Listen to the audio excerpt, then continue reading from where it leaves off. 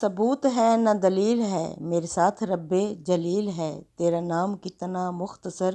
تیرا ذکر کتنا طویل ہے۔ معزز عزیز سامعین سامعات، السلام علیکم ورحمۃ اللہ وبرکاتہ۔ آج ہم پڑھیں گے سورہ مومن کی آیت نمبر 21۔ اب کیا تھا،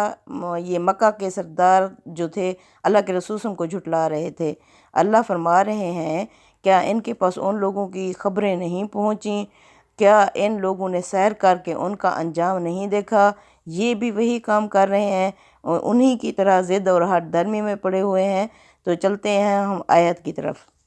سورہ مومن کی آیت نمبر 21۔ اولم یسیروا فی الارض، کیا ان مکہ کے لوگوں نے سیر نہیں کی، چلے پھرے نہیں ہیں زمین میں؟ فینظروا، کہ یہ نظارہ کرتے دیکھتے، کیفا کس طرح کانا ہوا عاقبۃ الذین، انجام ان لوگوں کا، کانوا من قبلہم جو ان سے پہلے تھے، کانوا ہم اشد منہم قوۃ، وہ ان سے طاقت میں بھی زیادہ تھے، وآثارا فی الارض، اور انہوں نے اثرات چھوڑے تھے زمین میں، فاخذہم اللہ بذنوبہم، اللہ نے انہیں پکڑ لیا ان کے گناہوں کے سبب، وما کان لہم من اللہ من واق، اور نہیں تھا انہیں اللہ سے کوئی بھی بچانے والا۔ بستیاں کون سی تھیں؟ یہ قوم عاد، سمود، مدین وغیرہ کی طرف اشارہ ہے، جن کی قوت، جمعیت اور تمدنی ترقیوں کا ذکر پچھلی صورتوں میں بھی گزر چکا ہے۔ اللہ بتا رہے ہیں کہ ان کا یہ انجام کیوں ہوا، کیسے ہوا۔ ذالک بانہم کانت تاتیہم رسلہم، اس وجہ سے کیونکہ ان کے پاس بھی آئے تھے ان کے رسول، جس طرح مکہ کے لوگوں تمہارے پاس محمد صلی اللہ علیہ وسلم آ چکے ہیں، بالبینات، واضح نشانیوں اور ہدایات کے ساتھ، فکافروا، پس انہوں نے انکار کیا، فاخذہم اللہ، پس اللہ نے انہیں پکڑ لیا، کیوں؟ ان کے گناہوں کی وجہ سے، انہ قوی شدید العقاب، بے شک اس کی پکڑ بڑی سخت ہے۔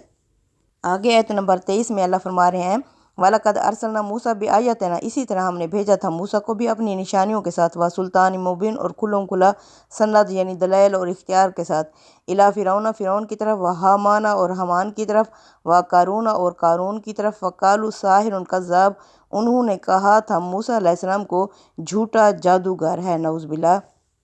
یہ حامان، قارون، یہ کون لوگ تھے؟ یہ فرعون کا دست راست تھا حامان، اور اس کے تمام مظالم میں پوری طرح شریک تھا۔ قرآن کے بیانات سے اشارہ نکلتا ہے کہ اس کی حیثیت غالباً اس کے وزیر اعظم کی تھی۔ اور یہ قارون کون تھا؟ یہ اگرچہ بنی لاوی میں سے اور موسیٰ علیہ السلام کے سگے چچا کا لڑکا تھا، لیکن ان کی مخالفت میں اس کا رویہ بالکل وہی ہو گیا تھا جس طرح ابو لہب نے رسول اللہ صلی اللہ علیہ وسلم کی مخالفت میں اختیار کر رکھا تھا۔ بائبل میں اس کا نام قرح آیا ہے، اور قرآن اور بائبل دونوں سے معلوم ہوتا ہے کہ یہ بے حد دولت مند تھا اور اپنی دولت کے گھمنڈ میں مبتلا رہنے والوں میں سے تھا۔ اللہ فرماتے ہیں موسیٰ علیہ السلام ان کے ساتھ واضح نشانیوں کے ساتھ آئے، اس سے عصا کا معجزہ مراد ہے، جو در حقیقت موسیٰ علیہ السلام کے خدا کی طرف سے مامور ہونے کی ایک سند تھا، ایک دلیل تھا۔ اس کے علاوہ جو نشانیاں ان کو دی گئیں ان کی تفصیل بھی قرآن میں سورہ اعراف میں تفصیل کے ساتھ بیان کر دی گئی ہے۔ آگے آیت نمبر 24 میں اللہ فرما رہے ہیں فلما جاءہم بالحق، جب آ گئے وہ ان کے پاس حق کے ساتھ، من عندنا، ہماری طرف سے، قالوا اقتلوا، تو انہوں نے کہا قتل کر دو، ابناء الذین، ان لوگوں کے بیٹوں کو، آمنوا، جو ایمان لائے ہیں، معہ، اس کے ساتھ یعنی موسیٰ علیہ السلام کے ساتھ، واستحیوا، اور زندہ رکھو، نساءہم، ان کی یعنی عورتوں کو، وما کید الکافرین، اور نہیں تھی ان کافروں کی چالیں، الا فی ضلال، مگر گم ہو جانے والی۔ یعنی وہ کہتے تھے یہ سخت جھوٹا اور جادوگر ہے، یعنی اس شخص کے معجزے محض جادوگر ہی ہیں، اور اس کا یہ دعویٰ کہ اسے خدا نے اپنا رسول بنا کر بھیجا ہے، یہ محض جھوٹ بول رہا ہے۔ یہ ان کے بیٹوں کو کیوں ذبح کر دیتا تھا اور کیوں ان کی بیٹیوں یعنی عورتوں کو زندہ رکھتا تھا؟ بنی اسرائیل کی تعداد گھٹانے اور ان کو مغلوب رکھنے کی یہ ظالمانہ پالیسی اگرچہ پہلے ہی سے چل رہی تھی، لیکن موسیٰ علیہ السلام کی دعوت برپا ہوئی تو اسے مزید شدت کے ساتھ جاری رکھنے کا فرمان صادر ہو گیا۔ یہ اسی کی طرف اشارہ ہے۔ اس میں بلاغت کا یہ نقطہ بھی ملحوظ رہے کہ لڑکوں کو ذبح کرنے کا ذکر بیٹوں کے لفظ سے ہوا ہے، اور لڑکیوں کو زندہ رکھنے کا ذکر کرتے ہوئے تمہاری عورتوں کے الفاظ استعمال کیے گئے ہیں۔ پہلی تعبیر اگر غور کیجئے تو پدری شفقت، یعنی باپ کی جو شفقت ہے کہ جذبات کو ابھارتی ہے، مجروح کرتی ہے، اور دوسری غیرت کو چیلنج کرنے کا باعث بنتی ہے کہ تمہاری عورتیں، یعنی وہ صرف نہ ان کو زندہ رکھتے تھے بلکہ ان سے طرح طرح کی دوسری بھی ان کے اوپر ظلم و ستم کرتے تھے۔ لیکن اللہ فرماتے ہیں ہم نے ایسے ان کی چالوں کو ختم کر دیا۔ اب جس طرح تم چالیں چال رہے ہو مکہ کے کافر محمد صلی اللہ علیہ وسلم کے خلاف، تمہاری چالیں بھی اس طرح ناکام اور نامراد ہو جائیں گی۔ آگے آیت نمبر 26 میں اللہ فرما رہے ہیں وَقَالَ فرعون، اور کہا فرعون نے ذرونی مجھے اجازت دو اقتل موسیٰ کہ میں قتل کر دوں موسیٰ کو، وَلْيَدْعُ رَبَّهُ اسے چاہیے کہ یہ اپنے رب کو بلا لے۔ یعنی اپنی ناکامی کو دیکھ کر فرعون نے درباریوں سے کہا کہ مجھے چھوڑو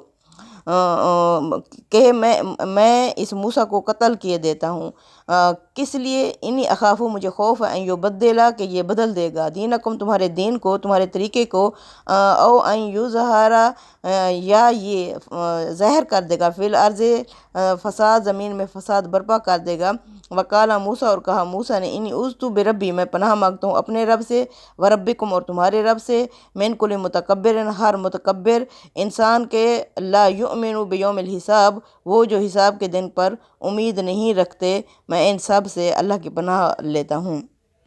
اپنی اس ناکامی کو دیکھ کر فرعون نے درباریوں سے کہا مجھے چھوڑو، میں موسیٰ کو قتل کیے دیتا ہوں، اور اپنی مدد کے لیے اب وہ اپنے رب کو بلا لے، مجھے اندیشہ ہے کہ کہیں وہ تمہارا دین نہ بدل ڈالے یا ملک میں فساد نہ پھیلاوے۔ موسیٰ نے یہ بات سنی تو اس نے کہا میں نے ہر اس متکبر شخص سے جو روز حساب پر ایمان نہیں رکھتا اپنے اور تمہارے پروردگار کی پناہ لے لی ہے۔ آیت نمبر 28 اور مومن کی طرف،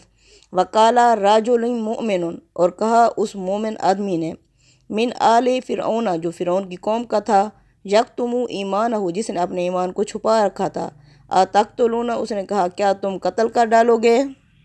رجلاً ایک ایسے آدمی کو، ان یقول ربی اللہ جو یہ کہتا ہے کہ میرا رب اللہ ہے، وقد جاءکم بالبینات اور وہ تمہارے پاس واضح نشانیاں بھی لے کے آیا ہے، من ربکم تمہارے رب کی طرف سے،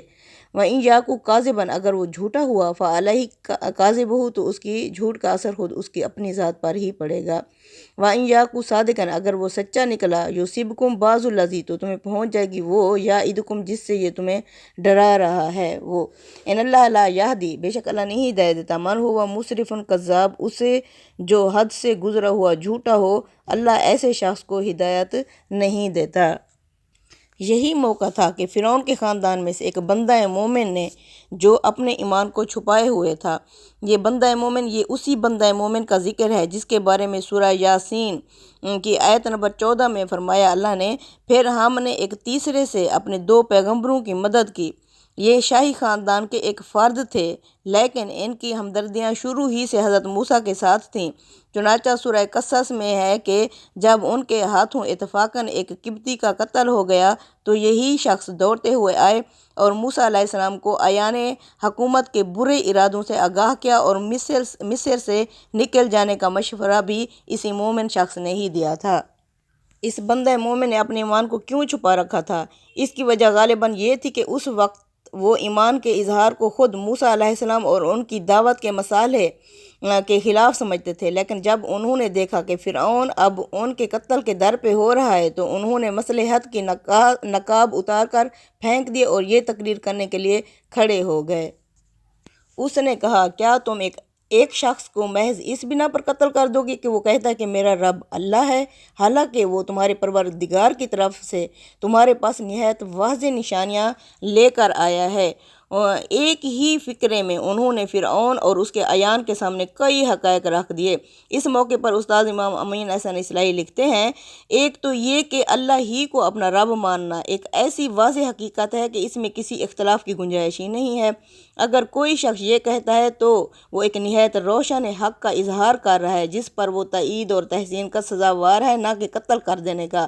بڑے ہی ظالم ٹھہریں گے وہ لوگ جو ایسے شخص کے قتل کی جسارت کریں گے، ہمت کریں گے کہ ایسے نیک جس طرح عرش شریف کو قتل کر دیا، سچ اور حق پر تھے وہ عرش شریف اور سچائی کی دعوت دے رہے تھے، سب کو سچ کی طرف بلا رہے تھے، لیکن ظالموں نے انہیں قتل کر دیا۔ یہ بھی مومن انسان تھا جو تائید کر رہا تھا وقت کے رسولوں کی۔ بات یہ تھی کہ یہ حضرت موسیٰ اور ہارون علیہ السلام جو نشانیاں لے کر آئے تھے یہ ان کے فرستادہ یعنی اللہ کی طرف بھیجے ہونے کی واضح دلیل تھی، صرف اندھے لوگ ہی ان نشانیوں کا انکار کر سکتے تھے۔ تیسری یہ کہ جس رب کے رسول کے حیثیت سے وہ اپنے آپ کو پیش کر رہے ہیں وہ تمہارا بھی رب ہے، یہ تمہاری جہالت ہے کہ تم اس کے سوا کسی اور کو رب بنائے بیٹھے ہو، حالانکہ وہ تمہیں ٹھیک سچ بات بیان کر رہے ہیں۔ اس مومن نے کہا خدا کے بندو اگر وہ جھوٹا ہے یعنی موسیٰ تو اس کے جھوٹ کا وبال اسی پر پڑے گا، اور اگر وہ سچا ہے تو جس عذاب کی وعید وہ تمہیں سنا رہا ہے اس کا کوئی حصہ تم کو پہنچ کر رہے گا۔ یقین رکھو اللہ کسی ایسے شخص کو بامراد نہیں کرے گا جو حد سے گزرنے والا ہو اور سخت جھوٹا ہو۔ تم نے اسے جھٹلا دیا تو پھر جو رسولوں کی طرف سے ایک عذاب بھیجا جاتا ہے ان کی امتوں کی طرف تم اس عذاب میں مبتلا ہو جاؤ گے۔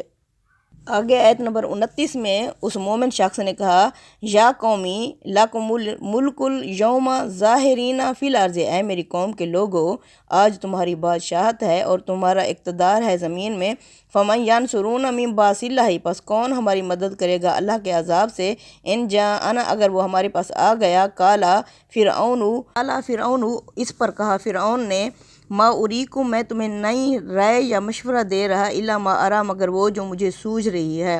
وما اہدیکم، اور میں نہیں تمہاری رہنمائی کر رہا الا سبیل الرشاد، مگر میں ٹھیک ہی دانائی اور سمجھ بوجھ والے راستے کی رہنمائی تمہاری کر رہا ہوں۔ آیت نمبر 29 سے میری قوم کے لوگو آج تمہیں بادشاہی حاصل ہے کہ ملک میں تمہارا غلبہ ہے،